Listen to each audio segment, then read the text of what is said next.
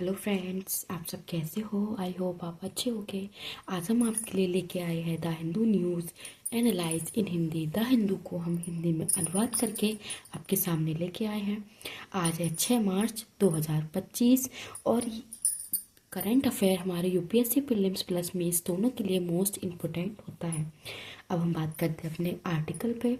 हमारा पहला आर्टिकल है भारत अमेरिका व्यापार, मतलब हमारा भारत अमेरिका के साथ किस तरीके से व्यापार करता है उनके बारे में हम बात करेंगे और क्या क्या कितना टैरिफ कब से लगाता है।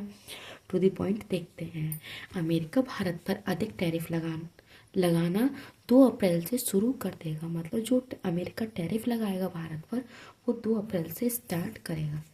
राष्ट्रपति ट्रंप ने अमेरिका कांग्रेस के संयुक्त सत्र में घोषणा की है, मतलब उन्होंने एक में संयुक्त कांग्रेस में कहा है कि हम 2 अप्रैल से टैरिफ लगाना शुरू करेंगे। वो कौन कौन से राज्य हैं जिनके बारे में वो घोषणा की थी, जैसे ईयू, चीन, ब्राज़ील, भारत, मैक्सिको और कनाडा। सर ऐसे टैरिफ लगाने की घोषणा की है उन्होंने। इन 6 देशों पर टैरिफ लगाएंगे। भारत द्वारा लगने वाला 100% ऑटो टैरिफ का उदाहरण भी दिया जा सकता है, मतलब जो भारत पर ऑटो टैरिफ का जो टैरिफ लग रहा है 100% का, हम उसका एक उदाहरण दे सकते हैं। अपने सहयोग दक्षिण कोरिया पर भी आरोप लगाया है कि उनकी अनेक प्रकार की सैन्य सहायता के बावजूद अमेरिका पर 4 गुना टैरिफ लगाया, मतलब अमेरिका ने ये आरोप लगाया कि हमने उनके लिए सैन्य सहायता दी थी, फिर भी उसके बाद उन्होंने 4 गुना टैरिफ हम पे लगाया है। यदि गैर वित्तीय तरीके से अमेरिका उत्पादन को रोका जाए तो अमेरिका भी वही करेगा जैसा वो कर दक्षिण कोरिया ने किया है। भारत अमेरिका की 52.9 बिलियन डॉलर्स का निर्यात करता है, मतलब भारत अमेरिका का इतना 52.9 बिलियन डॉलर का आयात करता है और निर्यात 29.6 बिलियन का आयात करता है, मतलब वो लेता है। और निर्यात में इलेक्ट्रॉनिक मशीन, बहुमूल्य पत्थर, धातु, दवाएं प्रमुख आदि चीज़ों का निर्यात वो अमेरिका से करता है। और इस नियम में व्यापार के प्रभावित होने की संभावना, मतलब व्यापार पर प्रभाव हो सकते हैं, हमें देखने को मिल सकता है इस टैरिफ के मामले में। अब हम बात करेंगे तमिलनाडु और परिसीमन। तमिलनाडु परिसीमन में एक सर्वदलीय बैठक में केंद्र सरकार ने अग्रगामी परिसीमन में तमिलनाडु की लोकसभा सीटों का प्रतिशत बनाए रखने को कहा है, मतलब उन्होंने कहा है कि अपनी लोकसभा सीटों को बनाए रखें। ये अग्रगामी उनसे कहा गया है। वर्तमान में तमिलनाडु की सीटों का 7.18% है, जो 84वां संविधान संशोधन 2026 तक ये रोक दिया गया, मतलब 2001 में ये लाया गया था और 2026 तक ये रोका गया है। और ये तमिलनाडु 7.18% था जो लोकसभा सीट 543, और इसमें से तमिलनाडु के सदस्य 39 देखने को मिले हैं। तमिलनाडु में मात्र प्रतिशत 5.77% रह जाएगी अगर उन्होंने काम ठीक से अपनी लोकसभा राज्यसभा का ध्यान नहीं दिया। वर्तमान जनसंख्या के आधार पर परिसीमन हुआ तो तमिलनाडु की सीटों का 5.76 हो जाएगा, मतलब उन्होंने परिसीमन के आधार पर नहीं किया, तो इससे केंद्रीय राजनीति में तमिलनाडु की महत्ता कम हो गई है। स्वजातीय शादियाँ और बीमारियाँ, ये हमारे एक वैज्ञानिक हैं, उन्होंने बताया है कि स्वजातीय मतलब कि अपनी ही जाति में विवाह करना और बीमारियाँ हमें देखने को मिलती हैं, जैसे कि भारत में विवाह में एडोगामी की संस्कृति, मतलब भारत में हमने एक संस्कृति देखी है कि अपनी ही जाति का विवाह अपनी ही जाति से करना, तो हमें वो पुराने वंशों में जो पीढ़ियों में जो बीमारी दिखती है वो भी नए वंशों में उभर कर आती है।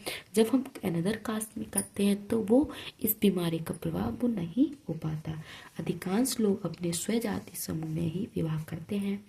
वैज्ञानिक के थंग राजा की एक स्टेटमेंट के अनुसार भारत में जनसंख्या आधारित बीमारी होती है, मतलब जनसंख्या की एक ही जाति में विवाह करने से बाद उन्होंने अधिक जनसंख्या में बीमारी देखी है। इससे कोई बीमारी करने वाला जीन वंशानुगत तरीके से चलता रहता है, जैसे कि हमारी पीढ़ी से हमारे आगे आने वाली पीढ़ी में वंशानुगत ये बीमारियां चलती रहेंगी।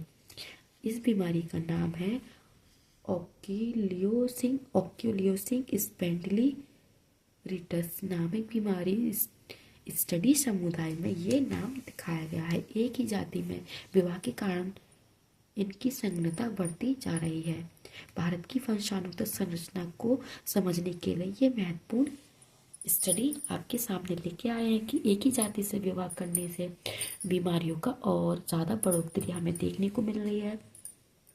और अनदर कास्ट में हम कर सकते हैं, हम ये नहीं कह रहे कि नहीं, कैसे भी कर सकते हैं, लेकिन जो बीमारियां वंशानुगत चलती हैं उन्हें हम रोक सकते हैं।